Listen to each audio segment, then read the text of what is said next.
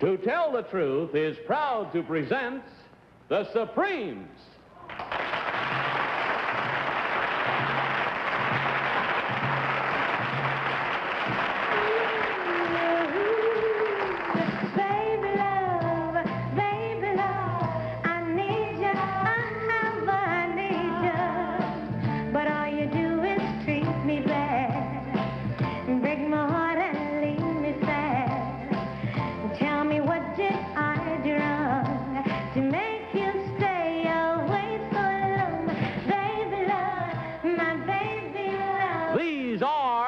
Supremes. They're singing Baby Love, a prime example of the biggest thing in rock and roll, the Motown sound. The Motown sound was created by one of these three men. What is your name, please? My name is Barry Gordy, Jr. My name is Barry Gordy, Jr. My name is Barry Gordy, Jr. Only one of these gentlemen is the real Barry Gordy, Jr. The other two are imposters and will try to fool this panel. Tom Poston, Peggy Cass, Orson Bean, and Kitty Carlisle. On To Tell the Truth with your host, Bud Collier. Thank you. Thank you. Good evening and welcome once again to Tell the Truth.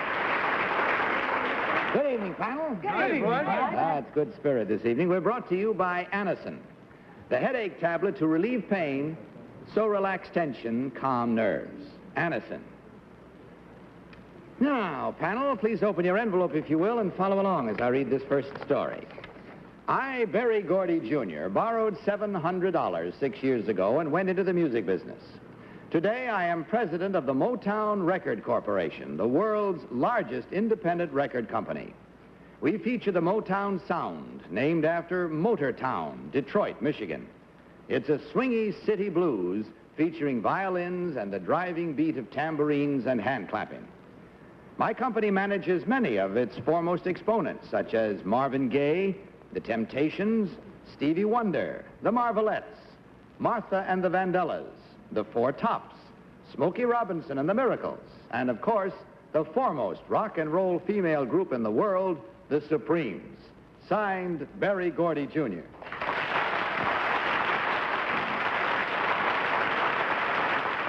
Now, panel, these three gentlemen all claim to be, as you heard, Barry Gordy, Jr. Let's start the questioning with Tom Poston. Tom? Oh, thank you, Bud.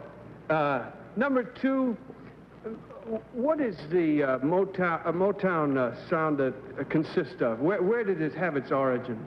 Well, we just shortened the term for Motor City for Detroit, and it's a specific sound, and we combine the violins and tambourines and hand clapping and so forth to sort of distinguish it as a distinct sound as against that of the Mersey sound in England.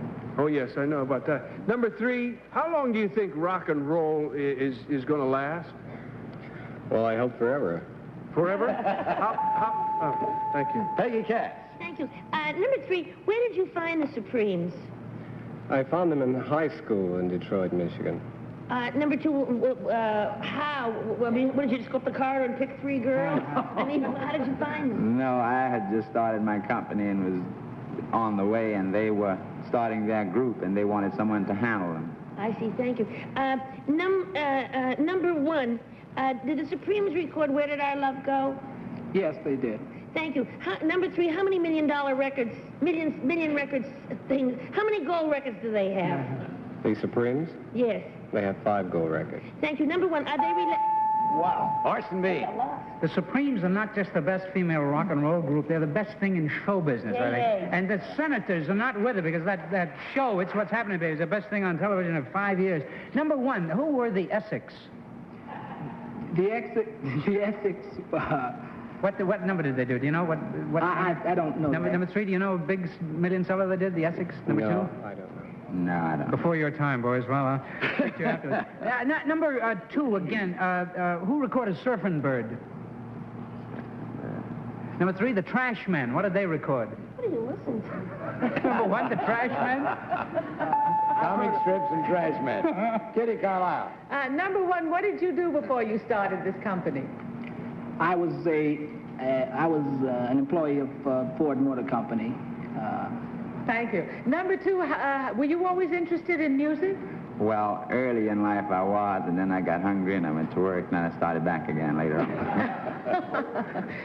Number three, who does your arranging for the Supremes? Holman and Dozier.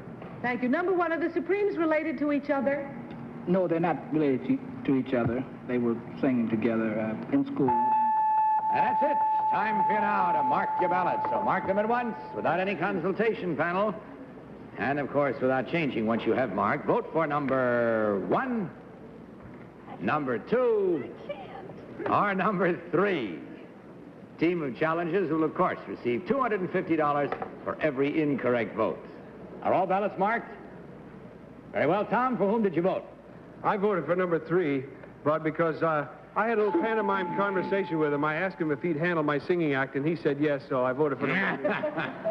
Peggy Cass. Well, number three's a very sharp dresser, you know, sort of mod. But I voted for number 2. I feel he's got a real southern accent, and when he moved to Detroit, he liked it so much that he started the motor sound. That was my whole theory. Orson B. Number 2 has a fine diamond ring on, and I figure that the Supremes probably made him a millionaire, so... Kitty Carlisle. I voted for number 3. I have a feeling number 1's married to one of them, and maybe number 2, too, for all I know. All right, that splits it up then, right down the middle. 2 for number 2, 2 for number 3. Here we go to find out right now which one of these gentlemen, in truth, is Berry Gordy Jr. Will the real Berry Gordy Jr. please stand up?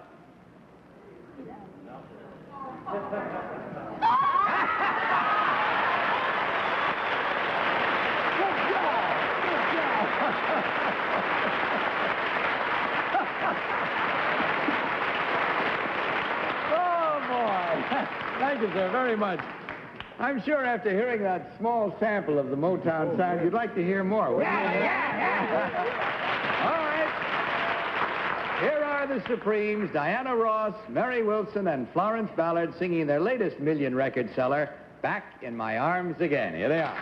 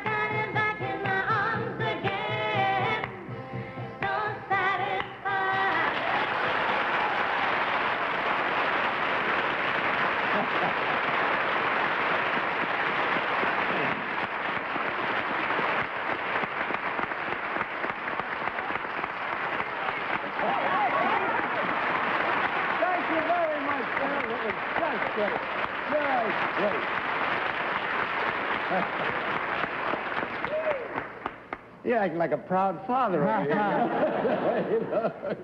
That was great. Thank you very much, and many more years of success to you. Number 2, what is your real name and what do you really do? I'm Dr. Leroy Amar, resident physician at Harlem Hospital in New York.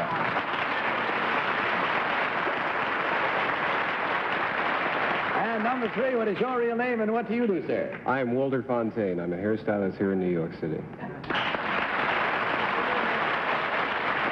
Well, it's easy to take the score, gentlemen, because there were 4 incorrect votes, and that's worth $1,000 to you. May it bring you great joy. And, of course, on your way out, you'll also receive a gift package of all the fine products from the makers of Anderson. Thank you very much for a bright start to a lovely evening. Good night, and God bless you.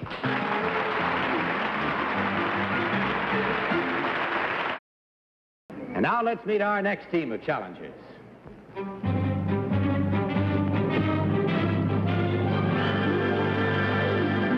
What is your name, please? My name is Lisa Hobbes. My name is Lisa Hobbes. My name is Lisa Hobbes.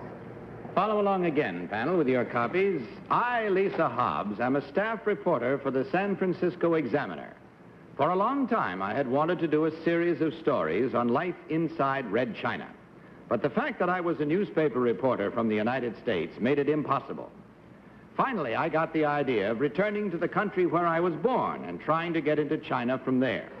It worked. I joined a group of tourists and spent 22 days behind the bamboo curtain interviewing scores of Red China's people. I received startlingly frank answers to questions on the Chinese economy, world politics, and even love and marriage. I'm the first staff reporter for an American newspaper to visit communist China in almost 10 years. Signed, Lisa Hobbes.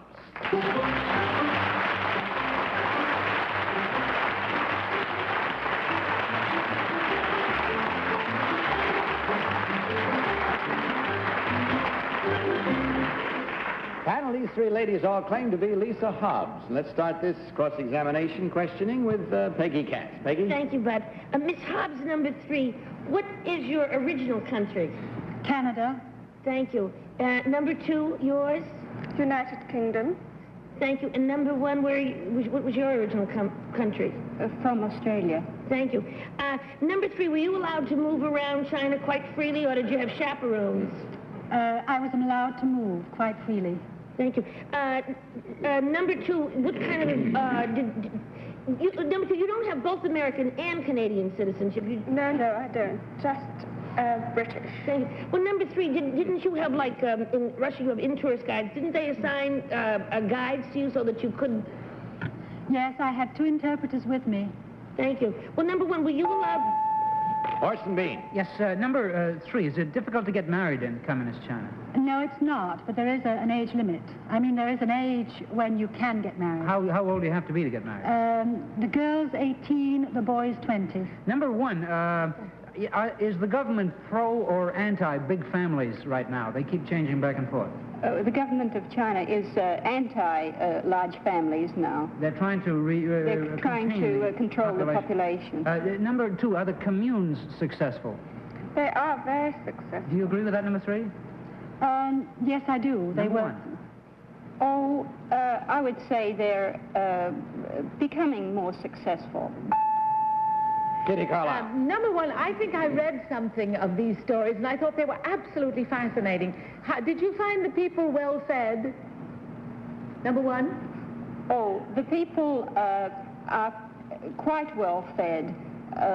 I don't think that they eat as well as the Americans, but they are certainly quite well-nourished. Thank you. Number 2, how did you travel? By plane, mainly by train, and also by bus. Number 3, do you speak Chinese? Is that why you had no interpreter? We had 2 interpreters. I don't speak Chinese. You felt you got frank questions, though, answers to your questions, number 2. Yes, I did very frank answers. Tom Poston. I'd like to talk about number 2, frank in what way? You mean that they were revealing of the true nature of China's situation now? Well, they gave propaganda lines, mostly, but they were trying to be very helpful and explained what they felt personally. Did you, number 1, did you feel that there was a particular animus as far as the United States and so forth is concerned among the people? Oh, I felt that the people of China are rather frightened that America might take aggressive action against them. Number one, was there any poverty? I know the kitty asked you something like, was there any poverty where you said they were well-nourished, the people? Is there poverty? Yes, there is a great deal of poverty in China. And that's all the time we have. We must stop there, unfortunately, because it's a subject that could go on forever, I'm sure. It's so interesting. But it's time for you now to mark your ballot, so will you kindly do so at once, without change, without any consultation, of course. Just vote now for number 1, number 2, or number 3. All ballots are not quite marked, are they? Yes, now they are. Okay, Tom, for whom did you vote? Well, this is a 1 I put down there. I certainly was torn, I must say. But I thought that I was number 1. That's why I voted for her. Peggy Cass. Yeah. I voted for number 1. She seemed to be very reflective as she answered, and I felt if she was the real one, that would be right. Orson Bean. Well, I didn't think it was number 3. I didn't think it was number 2. I didn't think it was number 1 either, but that's an easy number to write, so I figured I'd do something. Kitty Carlisle. Well, I'd like to congratulate Lisa Hobbes, whoever she is, because they were extraordinarily good pieces, and I voted for number 1. So it's unanimous for number 1. Very well, let's see what that brings you. Okay, we'll find out now which one of these ladies, in truth, is Lisa Hobbes. Will the real Lisa Hobbes please stand up? Too smart for your own good, pal. Thank you very much. Well, you bounced back after your defeat in the first round, didn't you, to clean it up this time? Number 2, what is your real name and what do you really do? My name is Dawn Levy, and I'm a political officer at the United Nations. And number 3, what is your real name and what do you do? My name is Barbara Yeager. I'm a housewife and a mother of an 11-year-old daughter. Thank you. In checking the score, we find there were no incorrect votes, but in that case, there still is $150 coming your way. And, of course, on your way out, you receive a gift package of all the fine products from the makers of Anison. Yes? These stories available could I read them somewhere? Are they available? They were carried by all the Hearst newspapers. They're not in book form anywhere. They will be shortly. Oh, good, good. Well, that's it, and thank you, ladies, so much for being with us tonight. Hope you enjoyed it as well. Goodbye, and God bless you.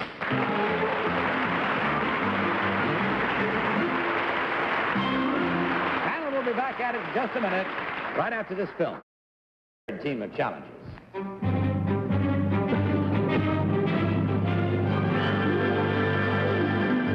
What is your name, please? My name is George Burrows. My name is George Burrows. My name is George Burrows. Follow along once again, panel, if you will. I, George Burrows, am a campus cop, or as we are known at Harvard University, a yard policeman. I am a former English tutor, a life member of the Sherlock Holmes fan club called the Baker Street Irregulars, and president of the Stratford Society, an organization devoted to readings of the plays of William Shakespeare. In a busy life, 2 events stand out with clarity. One was the time during a student demonstration when I was bitten on the leg by a college girl, and the other was the birth of my son, that well-known actor, comedian, and TV personality, Dallas Burrows. Signed, George Burrows.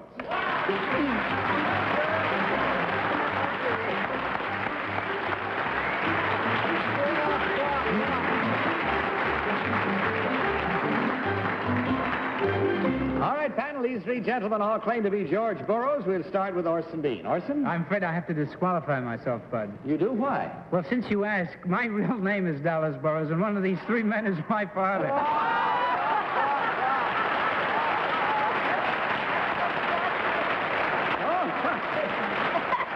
Very well. Then we proceed to Kitty Carlisle. Kitty? I must tell you, I did something I've never done in my life before. I said to Orson, I don't know who Dallas Burrows is.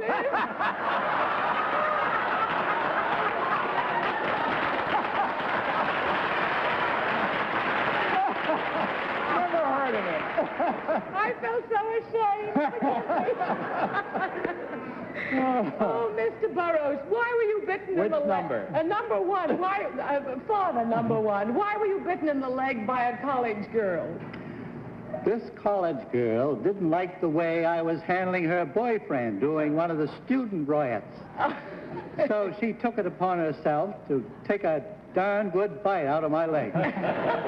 Number two, what's the worst panty raid you've ever been in? Well, I think the worst one was between Harvard and Wellesley. And that was in 1932. Tom Poston. Mr. Burrows, number 3. I'd like to ask you questions about Orson when he was little. Now,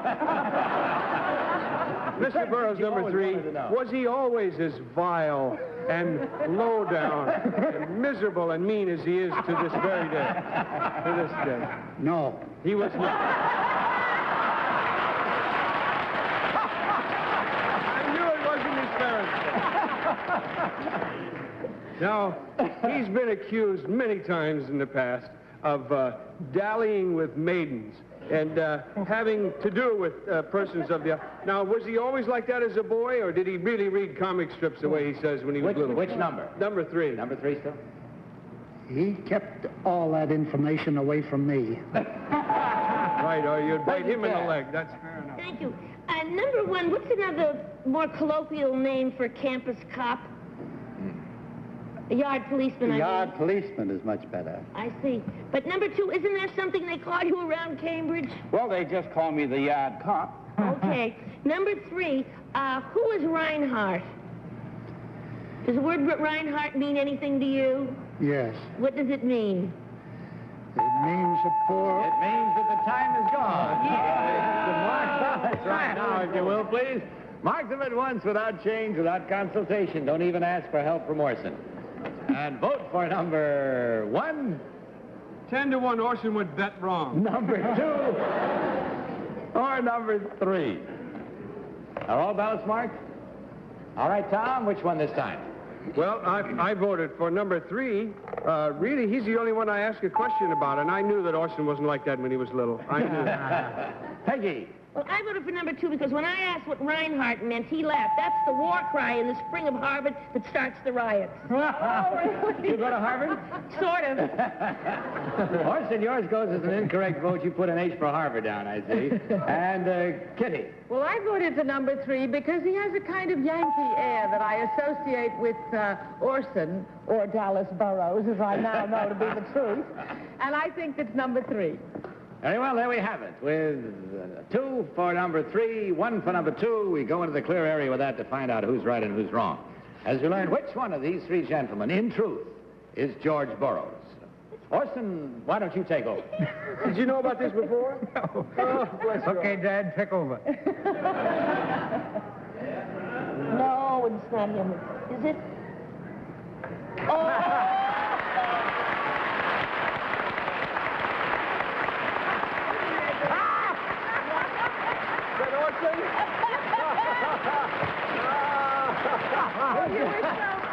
We've just caught Orson with a complete surprise. He knew nothing about this because Mr. Burrows very kindly brought something along with him, which I think will be of interest to all of us. Show everybody.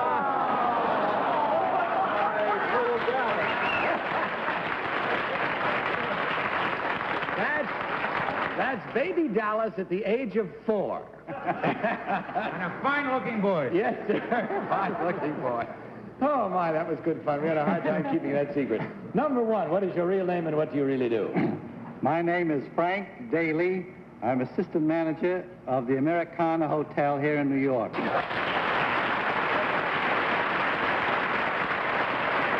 And number 2, what is your real name and what do you really do, sir? My real name is Fred Crockett, and I am a consultant with Mr. Donut Corporation. Reveals that there was 1 incorrect vote and 1 incorrect because of Orson having to disqualify himself, making therefore a total of 2 incorrect, and that's twice $250 for $500. Gentlemen, it isn't nearly come close to the amount of enjoyment and fun that you gave us. Of course, on your way out, you'll also receive a gift package of all the fine products from the makers of Anison. Our thanks again. And, Pop, you should be proud because we're proud to have him on the show. Good night and God bless you.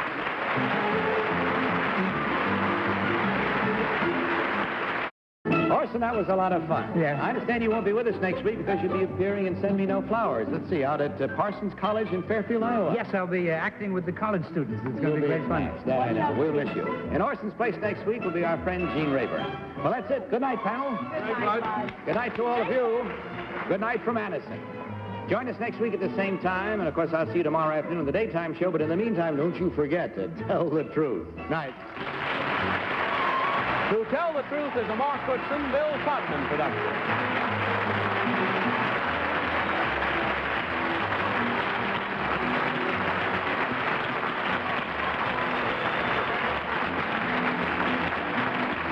To Tell the Truth has been brought to you by Concentrated Heat Liquid, the liniment to relieve minor rheumatism, arthritis, or backache pain for hours.